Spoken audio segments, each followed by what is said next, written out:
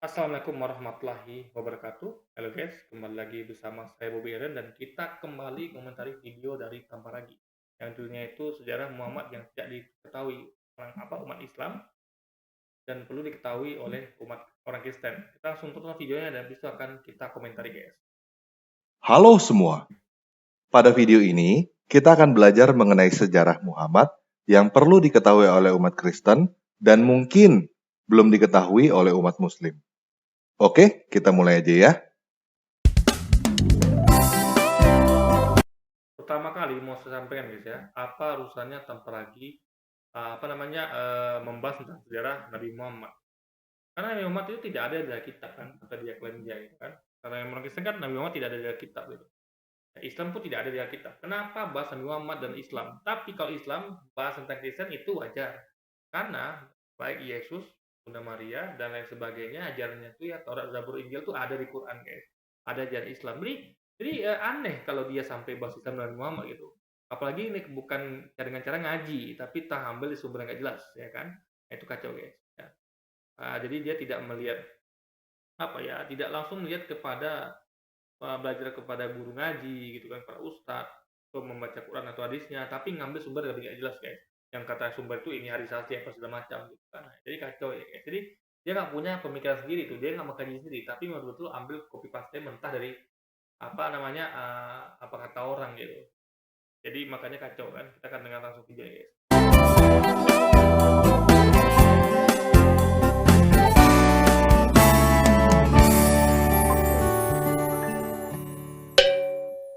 Nah, menurut tradisi, Muhammad lahir pada tahun 570 Masehi dari seorang ibu yang bernama Aminah di Mekah. Ketika berusia 40 tahun, Muhammad mendapatkan wahyu dari seorang malaikat yang disebut Jibril pada gua yang bernama Hira. Pada tahun 622, dia pindah dari Mekah ke Madinah. Peristiwa ini disebut hijrah dan umat muslim menghitung tahun mulai dari peristiwa ini. Kemudian, Muhammad berhasil mengislamisasi dan mempersatukan seluruh suku Arab. Muhammad meninggal pada tahun 632 dengan mempunyai beberapa orang istri. Saya mau sampaikan ya. Tidak ada istilah islamisasi dalam Islam, yang ada kristenisasi. Jadi jangan bawa-bawa kristenisasi ke dalam Islam ya. Yang ada kita tahu kristenisasi. Dulu kayak zaman penjajahan Belanda, Portugis, Inggris itu namanya adalah dengan semboyan gospel glory, gospel dari Injil. Tapi sekarang masih marak kan langsung kristenisasi. Islam tidak mengenal islamisasi, nggak ada, karena kami tidak pernah memaksakan ajaran agama Islam, nggak pernah gitu. Kami cuma mendakwahkan gitu. Kalau Kristen kan memang memaksakan. Mereka datang langsung door to door gitu kan, dan berapa banyak ketangkap tuh kan orang yang melakukan kristenisasi. Kalau Muslim tidak, di Indonesia berlaku ya, itu nggak boleh mendakwakan agama pada orang yang punya agama. Nah kalau kayak ini di YouTube ini bebas, kenapa? Karena tidak langsung ke personalnya, tidak langsung orang ke orang gitu. Nah beda kalau langsung ke orang-orang, kayak dilakukan oleh para penyinjil itu. Mereka mendatangi rumah-rumah warga, tukang parkir, ibu-ibu yang jualan segala macamnya, rumah-rumah warga, lalu mereka mendakwakan menginjili orang itu. Nah, itu baru nggak boleh guys, karena orang itu udah punya agama. Itu kalau di YouTube nggak masalah gitu, karena ini tidak langsung person to person gitu kan. Di antaranya bernama Zainab dan Aisyah. Nah, semua data yang barusan kita dengar didapat dari referensi yang disebut dengan hadis. Sederhananya, hadis adalah biografi tentang Muhammad. Salah satu hadis yang tertua dan paling terkenal.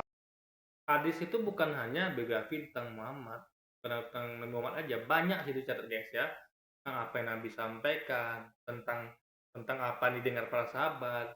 Misalnya catatan sejarah di situ semuanya. Jadi lengkap Quran.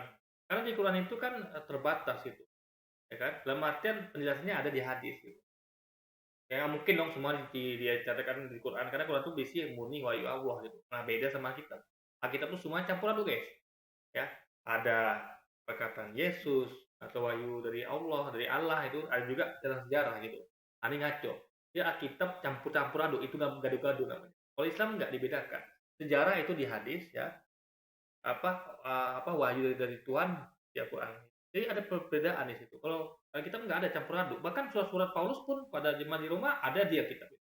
Apa urusannya coba surat Paulus dengan jemaat Roma? Apakah itu bagian dari wahyu Tuhan? Kan tidak. Makanya kalau kita kacau guys. Kalau Al-Quran ini jelas tertata gitu kan. Dan ingat, Hadis ini semua ada riwayatnya, ya. Jadi ada kriteria, makanya ada hadis sahih, ada yang apa, yang mawadu dan segala macam sampai ke hadis palsu. Hadis yang apa, hasan juga ada dan segala macamnya. Idealnya tingkatannya ada dan itu kriteria itu apa namanya, ditentukan dengan parameter yang sangat ketat gitu. Misalnya orangnya nggak boleh bohong, orangnya jujur, ya kan? Apa namanya, orangnya apa, ingatannya kuat, ya kan? Apa, sumbernya bukan dari satu aja, misalnya ditemukan sumber ada 3, ya kan, yang sama, ini kemungkinan besar benar karena ada 3 sumber yang sama itu. Tapi kalau yang satu ini agak meragukan, guys.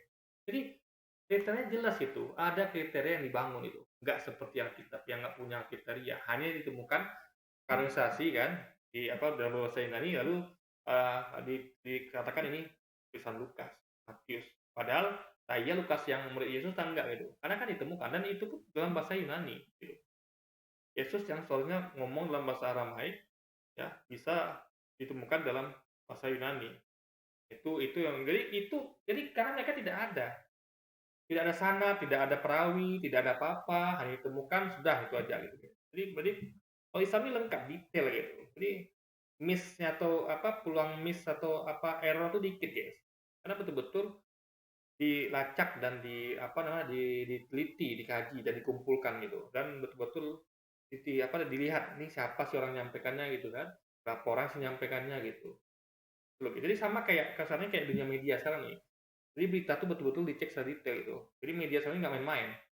Bukan hanya dengar kata anu, tapi langsung dicek ke lokasi.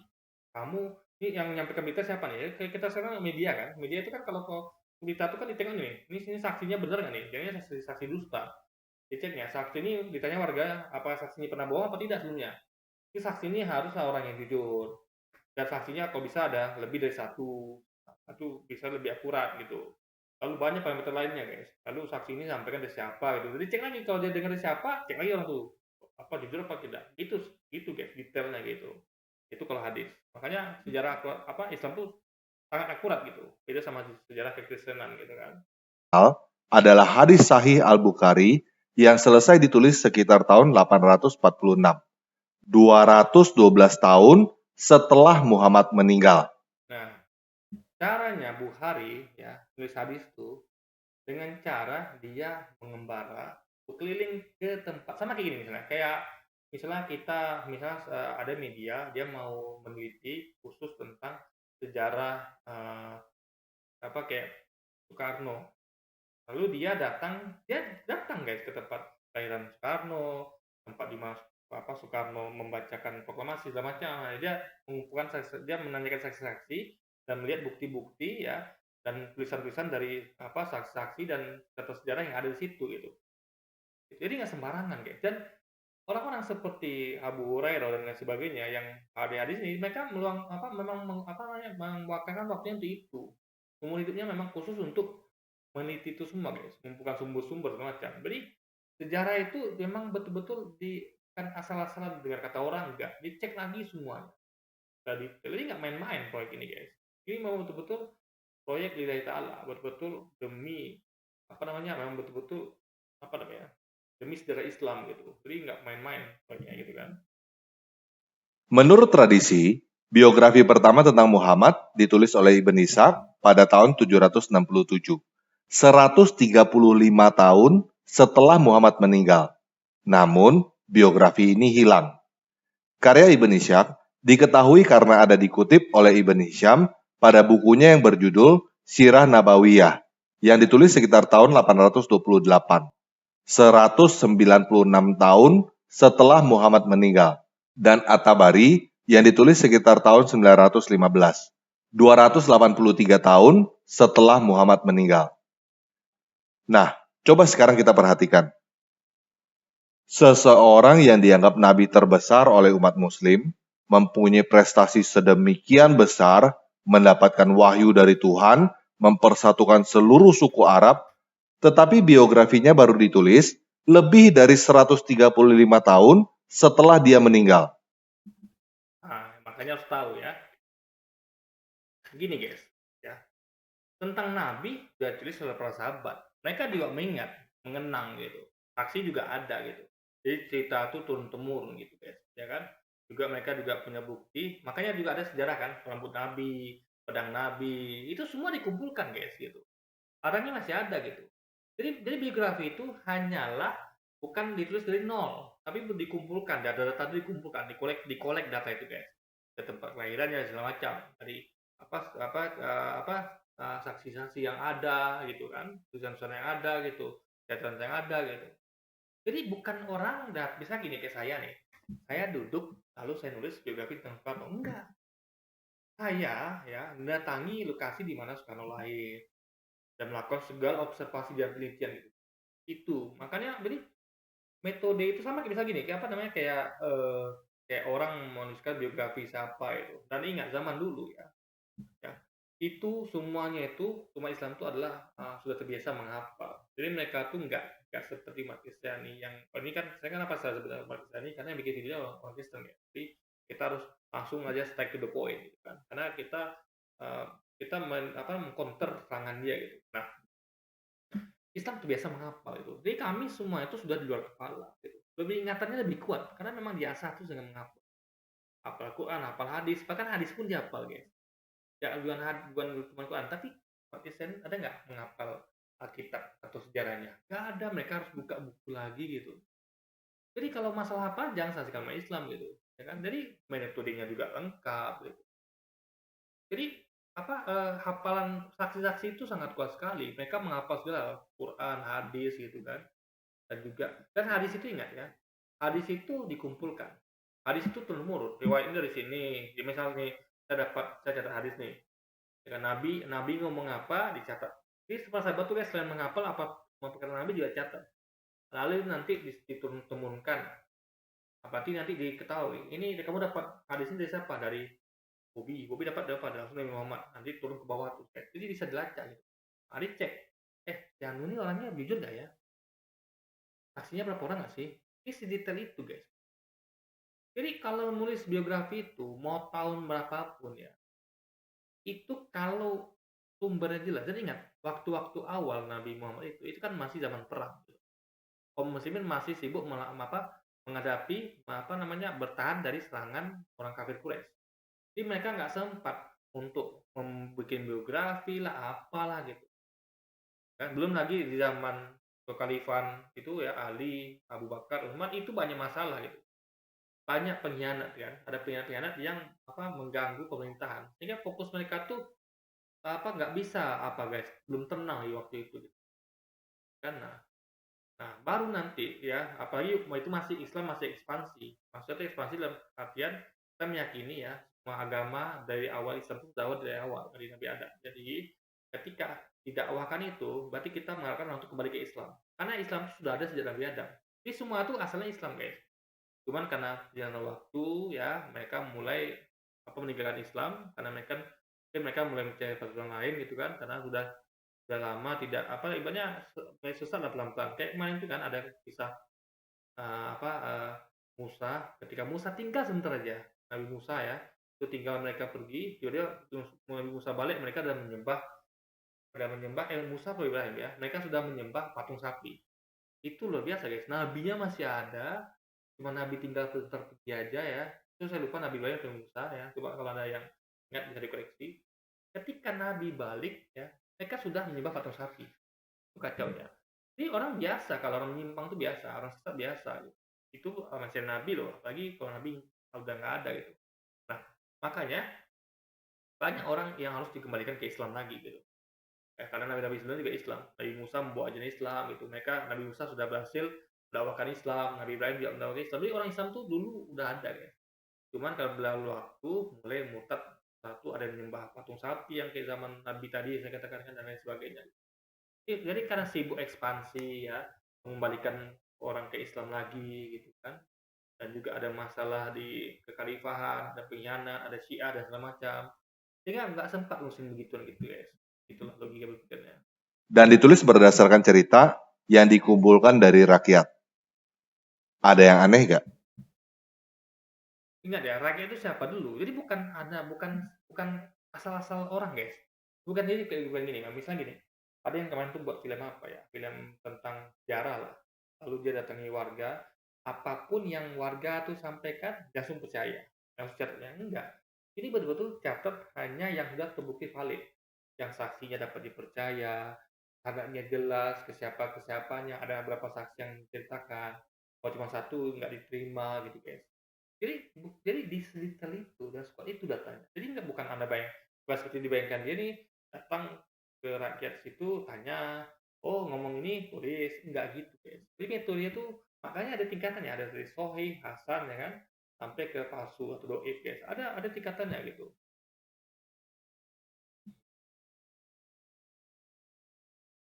Oke, kalau kamu belum perhatikan ada yang aneh, saya mau memberikan tambahan informasi. Menurut tradisi, setelah Muhammad meninggal, kepemimpinan diteruskan oleh khalifah, yang artinya penerus. Pertama, diteruskan oleh para sahabat Nabi, yaitu Abu Bakar yang hanya memerintah selama 2 tahun, lalu meninggal karena sakit. Kemudian diganti oleh Umar bin Khattab yang memerintah selama 10 tahun, lalu mati dibunuh. Kemudian diganti oleh Utsman bin Affan yang memerintah selama 12 tahun, lalu mati dibunuh dengan mengenaskan. Kemudian diganti oleh Ali bin Abi Thalib yang memerintah selama 5 tahun. Nah, makanya karena memang waktu itu pemberontakan pengkhianat tuh ada guys. Di kalau apa di pengen Islam tuh ada kayak Syiah dan pengikutnya gitu, dan juga dari yang lain juga gitu. Makanya nggak sempat ngurus gituan gitu kan. Yang juga mati dibunuh. Nah, dinasti atau kekhalifahan para sahabat Nabi yang disebut Rasidun ini tumbang pada tahun 661 dan digantikan oleh dinasti lain yang disebut dengan kekhalifahan Umayyah yang dipimpin oleh keluarga Umayyah turun-temurun selama 90 tahun. Dan bukan tumbang ya, ini masalah bukan tumbang ya sekali lagi ya, bukan tumbang dalam artian di kudeta segala macam guys. Ini hanya masalah legalitas. Jadi yang apa, si Umayyah ini merasa mereka lah yang yang lebih pantas gitu daripada Khalifah Rasyidin. Itu saja masalahnya. Ini masalah ini kepantasan gitu. Ya kan? Nah, dan apapun mengalah ya kan. Para sahabat mengalah gitu. Jadi mereka tuh bukan orang gila kuasaan. Jadi mereka mengalah ya sudahlah. Kan sama Khalifah Umayyah gitu. Pada tahun 750, dinasti Umayyah tumbang dan digantikan oleh dinasti lain yang disebut kekhalifahan Abbasid. Nah, biografi pertama Muhammad ditulis oleh Ibn Ishaq pada tahun 767. Jadi, selain berjarak 135 tahun, Ingat ya, ini sebenarnya bukan ditulis tanpa data guys. Pakai data. Data yang dikumpulkan tadi gitu. Data tuh sudah ada, tinggal dikolek aja gitu, tinggal diteliti, observasi, berani orangnya siapa yang ngomong, kuat nggak apa saksinya, ada nggak dokumentasinya gitu, kelihatan tulisannya gitu. Itu loh ya, sejarah tuh begitu mainnya gitu. Cuman ini jadi ada tengok ya, di mana sejarah gitu. Kayak sejarah dulu tentang misalnya Pangeran Diponegoro, itu kan dari saksi-saksi dan catatan dokumen yang ada gitu. Maka jadilah sejarah pahlawan kemerdekaan. Ini sama metodenya. Bahkan Islam lebih canggih lagi, menentukan kadarnya gitu. Kalau sejarah kan tidak menentukan kadarnya, semua yang ada tuh dicatat gitu kan. Kalau Islam tidak, disaring lagi guys. Makanya ada hadis sahih, Sang Hasan sampai ke dhaif atau palsu. Ini lebih canggih Islam gitu. Ya, kalau sejarah lainnya kayak sejarah kekristenan itu nggak ada penyaring gitu, nggak ada. Siapa aja ngomong terima udah. Makanya kalau sejarahnya agak ngaco, maklum aja karena saingannya nggak seperti Islam. Kita nggak tahu data itu apakah sahih kah, palsu, jadi semua data sama nih ya. Kacau ini. juga sudah 2 kali berganti dinasti. Semua cerita tentang Muhammad ditulis pada zaman dinasti Abbasid. Kalau teman-teman perhatikan, tentunya akan timbul pertanyaan, kenapa semua cerita tentang Muhammad baru ditulis pada zaman Abbasid? Apakah dinasti Rasidun dan Umayyah yang sedemikian besar tidak punya satu orang pun yang mau menulis tentang sang nabi besar? Menulis itu guys nggak gampang. Zaman dulu tuh nggak ada internet, Anda nggak punya pesawat, nggak punya mobil, nggak punya apa. Dulu medannya susah. Jadi untuk menuliskan sejarah itu butuh waktu. Anda bayangkan ya, dulu cuma ada kuda atau onta. Anda bayangkan ya, jadi jangan Anda bayangkan sekarang nih, saya mau ngecek, mau belajar tentang biografi Soekarno. Saya berarti harus terbang ke Jakarta. Nah, sekarang ada pesawat, sejam nyampe, nginap di hotel. ya kan. Nah, atau naik mobil, ya naik mobil 7 hari 7 malam nyampe dari tempat saya Pekanbaru. Nah, dulu yang ada kuda, onta, kan. Nah, dan sampai Jakarta pun masih bisa pakai mobil. Banyak tempatnya, ada mobil, ada Grab, ojek, kereta cepat, ya kan, kereta api, segala macamnya. Oh dulu nggak ada. Dari Pekanbaru ke Jakarta naik onta atau kuda atau keledai atau jalan kaki, ya tempat-tempatnya pun gitu juga gitu. Jadi ada tahu berapa lama waktu dibutuhkan. Dan itu pun harus konsentrasi gitu. Nggak bisa asal-asalan gitu. Karena Islam tuh nggak didasarkan pada asal-asalan. Tuhan tuh betul-betul direncanakan dengan dedikasi tinggi, gitu kan, untuk meneliti itu semua. Makanya sampai kan tingkatan hadisnya itu. Jadi nggak main-main ini. Ya. Jadi dia ini menyamakan sama kayak sekarang gitu. Yang ada internet, bisa cari sumber dari mana aja, ambil kutip sana sini bebas, itu enggak. Islam tuh betul-betul strict. Makanya orang-orang itu yang itu makanya kayak ramu hadis kayak Imam Bukhari dan lain sebagainya itu betul-betul mereka yang mendedikasikan ke itu gitu. Mereka betul-betul makan waktunya hampir seluruh hidupnya memang untuk ngurusin itu guys. Kita bayangkan ya, ada orang segitunya yang mau meneliti sejarah ini ya, mengumumkan saksi dan segala macamnya, menentukan kadar keasliannya, kadar keakuratannya. Anda bayangkan, jadi itu proyek nggak main-main, dan itu bukan butuh waktu sebentar, guys. Karena namanya penelitian itu bertahun-tahun itu, kan. Jadi jangan kira apa ya, kayak kita nulis sejarah aja ya, itu Anda bayangkan ya, kayak penulis sejarah dari Belanda, karena peneliti tentang sejarah Indonesia atau apa, itu mereka mengadakan riset itu panjang, guys, bertahun-tahun. Itu zaman modern ya, lagi yang dulu, yang mana semua terbatas, ya. Dulu nggak ada komputer, nggak ada handphone, nggak ada buku sama pena, yang ada lembaran kulit binatang dari pelepah kurma. Anda bayangkan bagaimana caranya bisa cepat mengkajinya. Nah, jadi kalau Anda bayangkan ini, jangka waktu ini, Anda harus bayangkan hidup zaman itu. Jangan Anda bayangkan hidup zaman ini. Mungkin jadi setelah ini bayangkan kan, saya bisa meneliti secepat. Ya Anda naik pesawat, naik bus minimal, lalu Anda gunakan peralatan yang canggih yang dulu nggak ada, ya iyalah wajar, ya kan. Kalau dulu nggak bisa guys, karena semua terbatas gitu kan. Itu logika berpikir seperti itu loh guys. Atau semua catatan tentang Muhammad dari dinasti Rasidun dan Umayyah dibakar semua dan diganti oleh versi dari Abbasid. Ini sekali lagi fitnah tanpa data gitu kan. Atau memang semua cerita atau inilah kalau orang sudah menduga-duga, sudah ngira-ngira, jadi akhirnya timbul fitnah guys. Orang kita ngomong tuh berdasarkan data, bukan atau gitu kan. Ini kacau guys. Makanya kalau orang biasa kebanyakan atau itu ya dia memang hidupnya atau aja nih guys. Dia kalau nggak error, kalau nggak dia ini gagal paham, itu aja. tentang Muhammad baru dikarang oleh dinasti Abbasid. Metodenya bukan dikarang, tapi dikumpulkan gitu. Jadi dia ngira kayak orang yang duduk, lalu dia mulai ngomong tuh dengan cerita orang ini langsung tulis itu.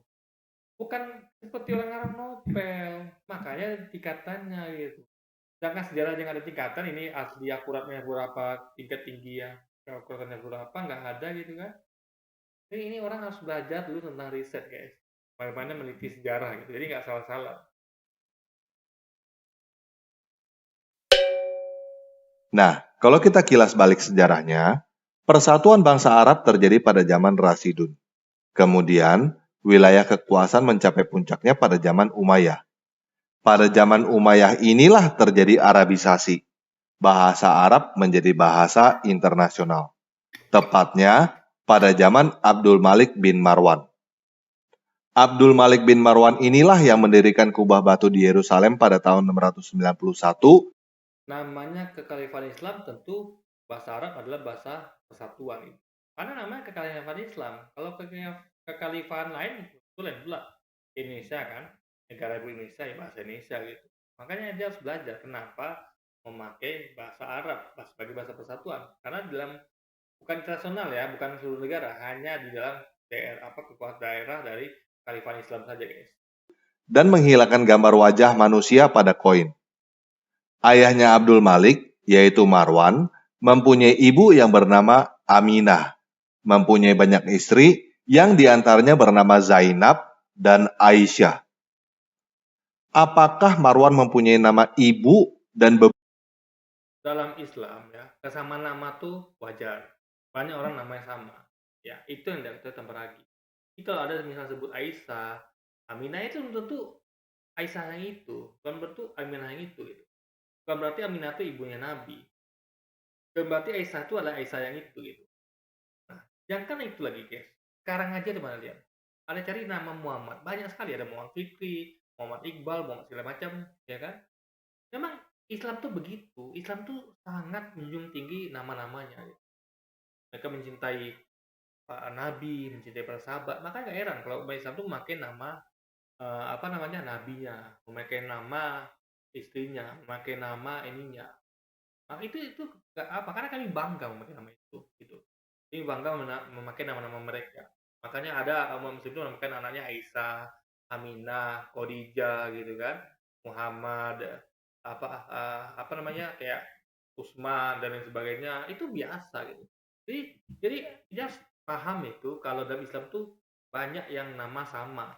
Karena memang semua pengen berlomba-lomba ya untuk meniru gitu jejak sejarah itu. Bahkan yang nama Al-Fatih itu guys itu banyak sekali.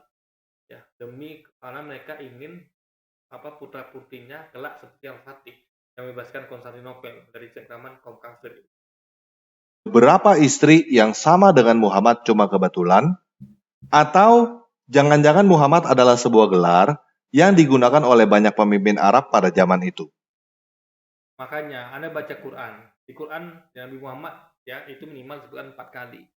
Ya, disebutkan 4 kali di Quran itu guys. Itu Anda bayangkan. Itu lagi di hadis gitu. Jadi Muhammad itu adalah nama, sejarahnya ada ya. Malaikat mendatangi ya seorang ya gitu katanya apa ya benar malaikat mendatangi ibu apa namanya mendatangi ibunya lalu memberitahukan ya kalau nama anaknya nanti adalah Muhammad dan itu disampaikan kepada kakeknya Abdul Muthalib. Akhirnya Abdul Muthalib memberi nama itu kepada cucunya yaitu Muhammad. Lengkapnya panjang juga guys, jadi Anda bisa cari sendiri ya. Saya mau sampaikan poinnya aja. Nah, kaum Kapolres apa protes? Kenapa kamu tidak menyamakan sama dengan nama-nama yang bisa kita gunakan, nama-nama nenek moyang kita? Abu Talib sebenarnya tidak. Nama anaknya adalah Muhammad, nama cucuku. Dia Mutabis tidak mau mendengarkan kaum Quraisy. Dia mau pakai nama Muhammad. Nah, di Taurat Injil pun disebutkan beliau dipanggil Ahmad. Jadi sebelum lahir pun dia sudah ada panggilannya, yaitu Ahmad, guys. Di Taurat dan Injil itu ada kajiannya. Saya sudah sampaikan kemarin bahas tentang itu di salah satu video saya gitu kan. Nah, sepeninggalan Abdul Malik, terjadi jurang pemisah yang cukup besar antara orang Arab dan non-Arab, sehingga terjadi kerusuhan di mana-mana. Kemudian, dinasti Nah, ingat, ini mirip seperti zaman sekarang, di mana umat Islam itu dipecah belah. Ada yang umat Islam Arab, ada yang tidak. Jadi caranya dibenturkan antara Arab dengan yang bukan Arab. Maka ada sebutan kayak kadal gurun, ya kan? Kalau pulang ke Arab di sono gitu kan. Jadi hal-hal seperti itu. Jadi apa namanya mengatakan Indonesia mengalami Arabisasi lah segala macam itu adalah trik mereka licik untuk memecah belah umat Islam. Diadu Arab dengan bukan Arab, ya kan? Dari Corbuzier diadu dengan Gus Miftah juga diadu dengan Abu Somad dan sebagainya. Itu trik mereka. Dan ditambah lagi kan pernah juga lakukan itu mana kan di videonya yang judul ya saya buat video sebelumnya yaitu dia mengatakan Abu Somad mengatakan Gus Miftah dan ini murtad dengan hanya potongan video gitu kan. Nah, jadi memang itu caranya seperti itu guys. Jadi ini wajar terjadi gitu. Orang-orang yang musuh Islam itu adalah mengadu domba. Jadi, supaya umat Islam tercebal lah guys.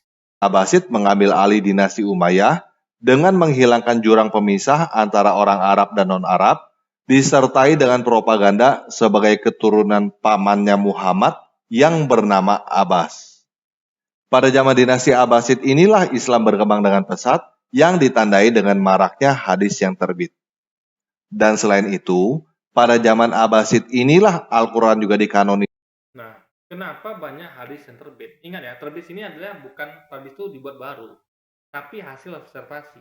Ingat, Hadis timbul setelah dilakukan penelitian, kajian, mencari sumber-sumber, mengecek sanadnya sampai ke Nabi atau tidak. Orang ini jujur nggak atau tidak.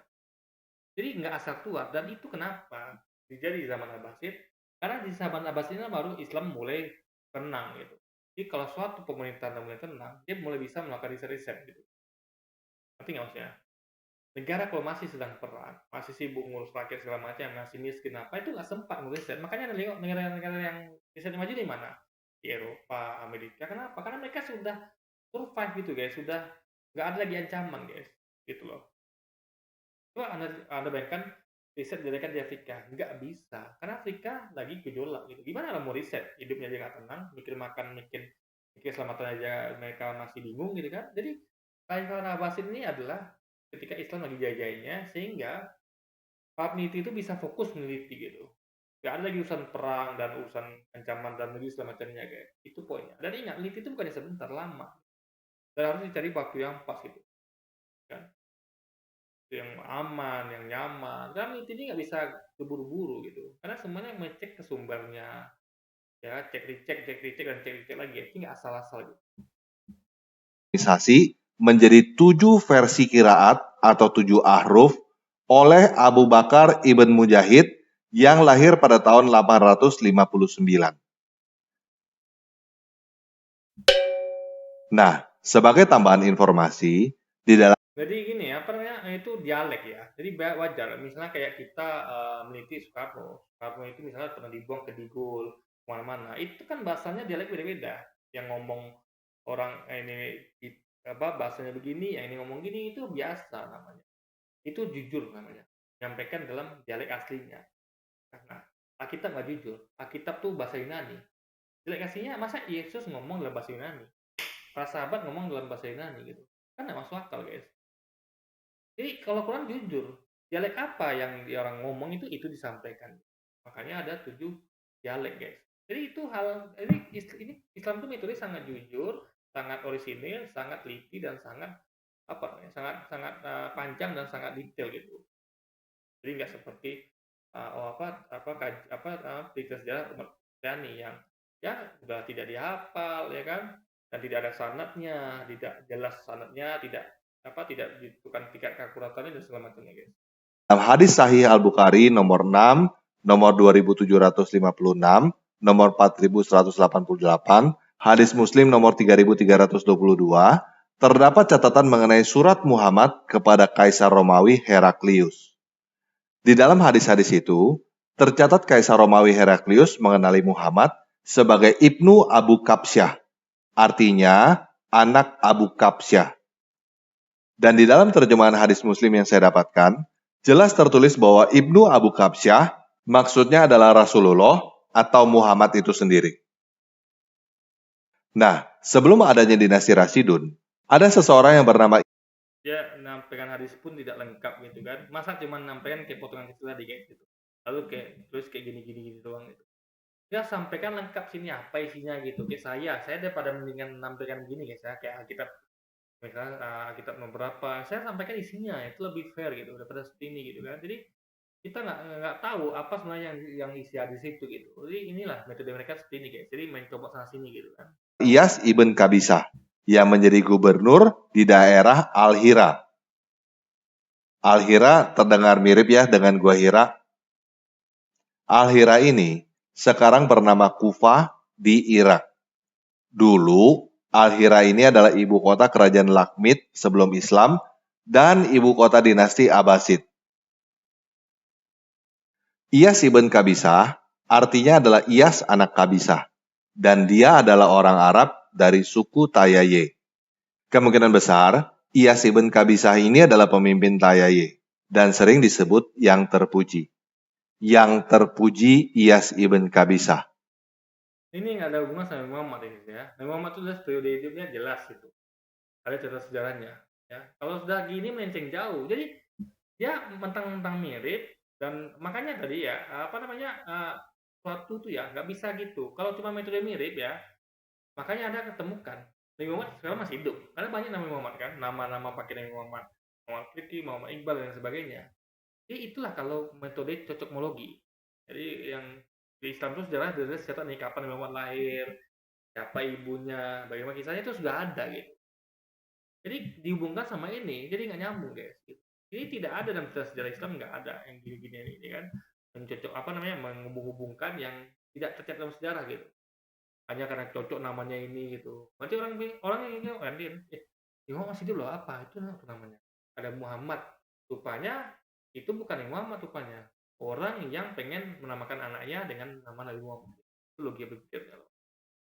Dan yang terpuji itu bahasa Dan jangan lupa, kakek saya namanya Ibnu Abbas. Apakah adik kakek saya adalah apa namanya rajanya Raja Abbasiyah? Kan tidak juga gitu. Jadi dia adalah itu biasa nama sama tuh biasa gitu. Bukan berarti orang itu gitu. Arabnya adalah Muhammad. Tetapi yang menarik adalah, Iyas ibn Qabisah ini adalah orang dinasti Persia Sasanid. Dia adalah gubernur dan hidup pada zaman Kaisar Itu nggak ada hubungannya dengan Nabi Muhammad. Lagi. Heraklius. Jadi, tidak heran bila dia menulis surat kepada Kaisar Heraklius.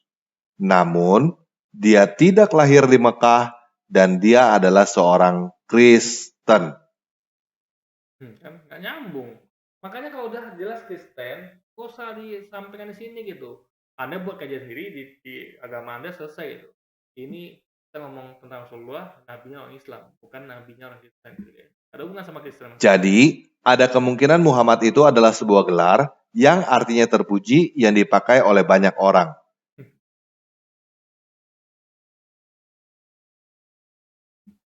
Namanya Nabi Muhammad itu sudah ada cara sejarahnya ya. Langsung Abu Talib memberikan nama itu.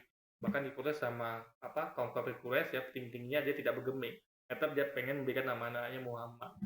Ya, dan ingat Muhammad itu ya memang artinya adalah orang yang terpuji. Kalau Ahmad adalah yang suka memuji. Ya kan? Nah, itu biasa. Kayak saya beri nama anak saya ya. Rafif Atallah. Artinya anak soleh yang diberkati Allah Subhanahu wa taala. Ada namanya arti Rafif Atallah guys atau Askia, anak yang soleh. Jadi bukan berarti ya itu gelar. Saya memang beri nama anak saya Askia belakangnya lalu Rafif Atallah gitu kan. Itu agar saya pengen anak saya seperti itu. Nama adalah doa. Jadi ketika diberikan nama Nabi Muhammad ya, tadi itu maksudnya ingin dia menjadi orang yang terpuji. Itu poinnya. Jadi bukan mentang-mentang itu artinya itu lalu dikatakan itu gelar, itu ngaco ya guys. Jadi orang ini harus belajar dulu ya apa fungsi nama dalam Islam. Nama dalam Islam adalah doa. Makanya dikasih nama yang baik-baik gitu guys. Ya kan? Bukan gelar. Gelar itu beda lagi. Kalau gelar itu ya kayak nama Muhammad itu Al-Amin yang terpercaya, itu gelarnya. Jika diakui oleh banyak ini. Jadi gelar Muhammad itu Al-Amin dan lain sebagainya bukan Muhammad. Muhammad adalah namanya gitu loh. Mulai dari Iyas ibn Qabisah, Marwan, Abdul Malik, dan lainnya. Seperti halnya Firaun, yang juga adalah gelar yang dipakai oleh banyak pemimpin di Mesir zaman dulu. Malah dia nyamakan dengan Fir'aun gitu. Ya kan? Fir'aun jelas tidak ada secara sejarahnya ya anak ini diberi nama Fir'aun. Nggak ada guys. Namanya memang dikatakan memang itu ya. Doser, Kufu, Hatshepsut, Tumete, Amenhotep III gitu ya. Ini nama-nama sudah ada. Nabi Muhammad itu nama langsung diberikan oleh kakeknya. Jadi sekali lagi dia menyamakan nama Nabi Muhammad dengan gelar Fir'aun. Dia beda lah gitu kan. Jadi apa ya? Makanya kalau umat Islam dengar ini ketawa gitu. Ketawa kami beneran ketawa. Ini orang nggak pernah haji, nggak benar dengar sejarah Islam, tiba-tiba bahas tentang Islam gitu. Ya. Kalau kami bahas tentang Kristen wajar. Kami punya pengetahuan tentang itu. Karena di Quran itu diajarkan siapa itu Yesus, siapa Bunda Maria, siapa jalannya jadi kan dalam Al-Quran. Kalau dan hadis kan tidak. Ada nggak dia kita mengajarkan tentang Nabi Muhammad atau tentang Islam? Nggak ada kan? Makanya ngaco guys jadinya. Jadi memang betul-betul kacau nih guys, menyamakan nama Nabi Muhammad dengan Firaun gitu kan. Dan mungkin aja pada zaman dinasti Ingat, lalu klaimnya lah mungkin aja atau kali aja. Inilah kalau orang hidupnya banyak ngira-ngira dan nebak. Kita pun bisa nebak, mungkin aja dia nggak waras gitu kan, mungkin aja gitu. Karena dia hidupnya memang mungkin itu. mungkin, kira-kira, atau nggak ada kepastian gitu ya guys. Kalau Islam nggak pasti, ya ada ditentukan. Ini hadisnya apa? Apakah sahih, hasan, dhaif, palsu atau bagaimana? Ada kepastian di situ. Ditentukan kadarnya gitu. Apakah ini perawinya siapa gitu kan? Jujur apa tidak dia gitu. Berapa saksinya gitu. Itu loh guys, logika berpikirnya. Si Abbasid, semua cerita rakyat tentang siapapun yang mempunyai gelar Muhammad, entah itu Iyas ibn Kabisah, entah itu Marwan, entah itu Abdul Malik, dikumpulkan dan Bukan semua rakyat, ya. Perawi, ya di hadis itu ada perawinya, bukan rakyat semuanya guys. Perawi hadis itu ditentukan kriterianya, dia harus jujur, ya, dan ada yang pengen sama berapa orang gitu. Dia bukan orang yang tercela, bukan orang jahat, dia adalah orang baik. Kriterianya jelas kayak gitu. Jadi bukan rakyat semuanya. Jadi bukan seperti dia bayangkan ya mungkin dulu perawi hadis nih, yang pengumpul hadis nih ya, jalan hadisnya datang lalu sembarangan ambil. Rakyat ngomong apa asal apa ambil catat enggak gitu guys. Cuma ditentukan, diteliti, gaji, ya kan di apa namanya di betul-betul apa namanya di akuratan itu dijaga guys, tingkat keakuratannya. Makanya jujur apa adanya, kalau dialeknya ini ngomongnya dialek ini, kalau dia memang palsu palsu loh itu disampaikan gitu, jadi nggak ragu-ragu, nggak ada semua tuh sohi ya, benar nggak ada. Maka sampai yang palsu doi pun ditulis tapi dibikin palsu tuh doi gitu ya. Jadi sekurat itu gitu ya kan, jadi tidak ada manipulasi di situ gitu kan. bukukan menjadi yang kita kenal dengan sebutan hadis. Mungkin aja para pengarang Mungkin aja, jadi kata-katanya pasti mungkin aja, kali aja, atau hidupnya penuh dengan kemungkinan guys. Jadi orangnya nggak pasti gitu. Jadi yang sampaikan itu adalah mungkin karena dia memang ngambil punya orang juga gitu. Dari mana-mana dapat dia guys. Kan bukan dari catatan sejarah Islam yang benar gitu kan. Yang diajarkan di sekolah-sekolah. hadis itu awalnya hanya bertujuan untuk mengumpulkan dongeng atau komik seperti halnya Marvel dan DC. Marvel Disney itu adalah bisnis ya. Komik dongeng bisnis ditujukan untuk nyari uang. Ada perusahaannya. Ini hadis loh. Nggak ada nilai ekonomisnya. Ngerti nggak? Dulu orang nggak ada. Dulu orang itu guys nggak ada. Ada jual dongeng itu nggak laku dulu guys ya. Orang itu ya udah hidupnya sibuk dengan berdagang. Berdagang bukan yang sekarang ya enteng bisa online, bisa pesan Grab, ojek. Dulu orang dagang susah guys. Ya, orang dagang diangkut pakai onta itu. Beli barang misalnya ke lain kota, itu bawanya ke mana? Pakai unta. Orang nggak sempat ngurus-ngurus baca-baca dongeng nggak sempat lu guys. Itu orang sempat gitu. Jual-jual dongeng kayak Marvel apa tuh nggak sempat orang, nggak ada waktu gitu. Dan nggak ada gunanya zaman dulu guys. Jadi saking errornya berpikir deh guys, dia menyamakan dengan Marvel dan Avengers gitu. Dan Disney, ini kacau berpikir deh guys. Dia menyamakan hadis dengan dongeng Marvel dan Avengers yang memang ditujukan untuk hiburan dari bisnis. Jadi dia nggak tahu kalau pramu hadis ini adalah bukan orang yang kaya, tapi orang yang biasa-biasa saja, bahkan cenderung agak susah, tapi dia mau berkelana kesana kemari mengumpulkan referensi dan mengkaji ya. Anda bayangkan ya, beliau itu ada perawi itu yang apa namanya yang penulis hadis itu yang dia tuh yatim ya. Anda bayangkan coba ya kan, yang dia tuh seharusnya dia mengerjakan lain misalnya cari nafkah atau apa semacam, tapi dia mau hidup sederhana demi apa namanya meneliti tentang sejarah apa Islam guys gitu loh. Jadi jadi jadi nggak ada hubungan sama bisnis. Jadi karena dulu bisnis orang nggak itu guys, bisnis orang itu adalah berdagang, beli barang di kota lain, diperdagangkan. Itu bukan pakai sekarang bawa nggak pakai pesawat mobil, dah naik onta, bawa barang berat-berat gitu kan. Apa bayangkan dulu, orang dulu bercocok tanam gitu kan, mengembala gitu loh guys. Jadi dan dulu buku-buku belum ada gitu. Apalagi film-film kayak gini nggak ada, video-video gini nggak ada gitu. Jadi bagaimana Anda bisa menyamakan dengan Marvel dan Disney gitu? Kacau nih, kayak benar-benar ini harus diperiksa isi dalam kepalanya gitu. Namun, cerita-cerita tersebut diterima dengan luar biasa dan dianggap sebagai kebenaran sampai sekarang. Padahal hadis itu ada tingkatannya, ada sahih, ada palsu atau dhaif gitu. Jadi nggak semuanya itu dikatakan asli gitu guys. Itulah kejujuran itu. Bagaimana saya dituduh itu dongeng gitu. Sedangkan orang jujur mengatakan tingkatannya ada gitu kan. Makanya nih orang ngaco guys. Dia bilang ini dia memang harus kayaknya dia ini harus diapain ya, apa enaknya ya. Dia kayaknya harus dimasukkan pesantren kayak situ biar dia mengaji menurut di sana.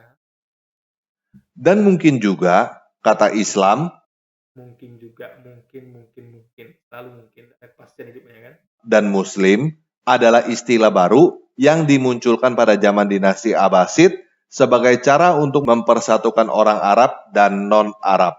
Padahal itu ada tertera di Quran, ya.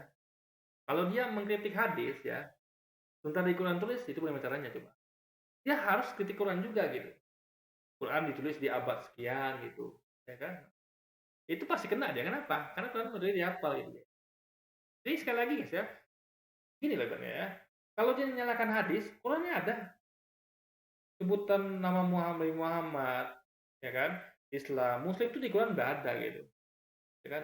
Apa bisa ada atau memfitnah hadis, sementara di Qurannya ada gitu loh guys. Ngerti nggak? Coba ada 2 buku nih ya. Buku catatan sejarah sama buku yang pegang utama. Nah, buku catatan sejarah nih dikritik dia nih. Katakan inilah itulah, ya kan? Nah, ada sebenarnya nama muslim atau apa itu. Sebenarnya di Qurannya udah ada guys itu. Jadi kalau ceknya itu di Quran gitu loh guys. Dan dia kalau mau menyalahkan hadis, salahkan juga Quran gitu. Ya kan? Karena itu harus nyambung gitu. Karena kalau bisa dikatakan ini baru ada, tapi di Qurannya udah ada gitu kan. Yang lebih awalnya ada gitu.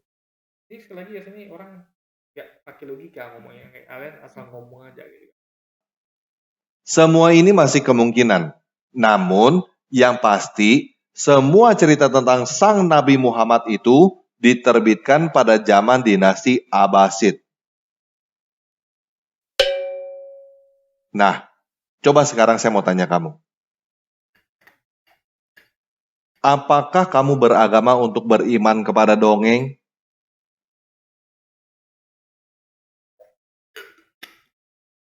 Dongeng itu adalah orang yang ngomong mungkin guys, mungkin kali, ya kan, atau itu dongeng namanya. Dongeng itu sesuatu nggak pasti.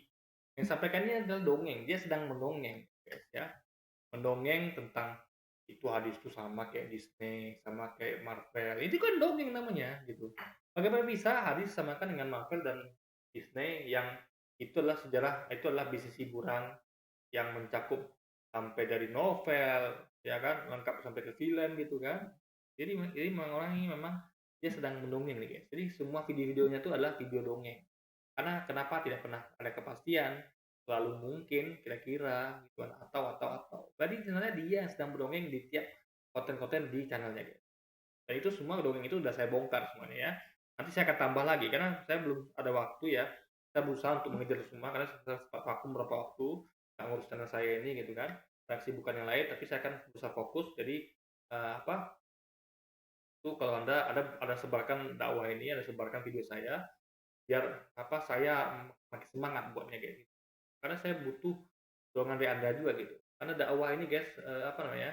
Meskipun saya punya semangat pribadi, tapi juga apa namanya? Saya juga butuh dukungan dari Anda semua gitu. Karena kita semua harus bersama untuk apa namanya? Membongkar semua kejikan mereka gitu. Bagaimana mereka mengadu domba kita, memfitnah agama kita gitu guys. Kita harus bersama gitu. Makanya support saya, ya saya apa lebih semangat lagi dalam menyampaikan, membongkar semuanya guys. Untuk apa kamu mempercayai dongeng sebagai kebenaran kan? Ya, dongeng contohnya yang paling jelas dongeng itu adalah Tuhan yang turun jadi manusia. Itu jelas dongeng. Kenapa? Karena Allah kan dia katakan Allah bukanlah manusia juga bukan anak manusia. Sehingga dia misal dan dia berdusta. Jadi jelas Allah bukan manusia atau anak manusia. Tiba-tiba ada orang yang mendongeng. Allah telah turun jadi manusia. Loh, sedangkan Allahnya katakan dia bukan manusia gitu kan. Sama kayak orang mengatakan Clark Kent telah berubah jadi Batman. Loh, Clark Kent tidak pernah berubah jadi Batman gitu kan. Clark Kent adalah Superman gitu. Nah, atau kucing telah berubah jadi kepompong. Loh, yang jelas yang berubah jadi kepompong itu adalah ulat. Ulat, kepompong, kupu-kupu. Nggak pernah kucing, kepompong, kupu-kupu nggak pernah. Gitu. Berarti orang yang dibuka itu sedang berdongeng. Yang membuatkan kucing berubah jadi kepompong itu sedang berdongeng. Sama kayak dia lakukan ini guys. Jadi sama juga kayak Tuhan berubah jadi manusia gitu. Orang dikatakan Allah atau Tuhan bukanlah manusia. Juga bukan anak manusia guys. Sama kayak Clark Kent bukanlah Batman. Tapi Clark Kent adalah Superman. Kalau dikatakan Allah adalah manusia dan juga manusia, berarti Allah adalah Yesus. Karena Yesus manusia dan anak manusia. Tapi Allah katakan bukan anak manusia dan bukan anak manusia, berarti 2 kali bukannya. Jadi bukan manusia bernama Yesus dan bukan manusia bernama dan bukan anak manusia bernama Yesus juga gitu. Logika berpikirnya. Kalau kamu sudah sadar bahwa apa yang kamu imani hanyalah dongeng, apakah kamu masih belum mau murtad? Ujung-ujungnya ngajak murtad kan? Tidak ada orang yang murtad, orang malah mau justru malah orang cerdas itu mempertanyakan agama dia ini. Kok ada ya Tuhan yang lemah, Tuhan yang bisa dibunuh, Tuhan yang butuh makan minum, gitu kan? Padahal dia maha kuasa, dia nggak perlu berubah jadi manusia untuk menunjukkan kuasaannya gitu, ya kan? Jadi ini justru para mualaf cerdas gitu. Mereka tuh malah mualaf gitu. Kok malah ngajak orang Islam murtad, orang agama Kristen aja mualaf gitu kan? Orang-orang cerdasnya mualaf gitu. Ini orang kacau gitu. Jadi kalau dia ngajak murtad ya, ajak aja orang-orang yang memang pengetahuannya bisa ditipu-tipu dengan dongengnya nih. Silakan gitu. Ini orang-orang cerdas dia nggak bakal. Paling nanti kalau udah masuk Kristen nanti dia belajar lagi. Nah dari dia ternyata oh ajarannya ini nggak masuk akal, akhirnya dia pindah lagi ke agama Islam. Makanya kalau Anda gunakan akal, logika, Anda akan jadi mu'alaf, bukan murtad. Orang murtad itu hanya orang-orang yang tidak menggunakan akal dan logikanya, guys. Tapi hawa nafsunya saja. Nggak usah buang waktu untuk beriman kepada dongeng. Kamu bukan anak kecil kan? Oke, sekian video kali ini. Yesus Kristus penguasa saya, mengasihi. Bagaimana dia bisa menguasai Anda, sedangkan dia aja nggak bisa menguasai diri sendiri. Dia dikuasai sama tentara Romawi. Dia disalib, dibunuh versi Anda, bukan? Dia aja dikuasai sama orang lain, sama Pontius Pilatus, guys. Ya kan? Dikuasai sehingga bisa dibunuh, ditangkap, dikejar-kejar. Coba, bagaimana bisa dia menguasai Anda gitu? Dia aja berkata, aku tidak dapat berapa di diriku sendiri gitu kan. Ya kan? Kepadaku diberikan segala kuasa di surga dan bumi. Dia aja diberikan kuasa. Bagaimana bisa dia menguasai Anda? Dia aja diberi kuasa itu.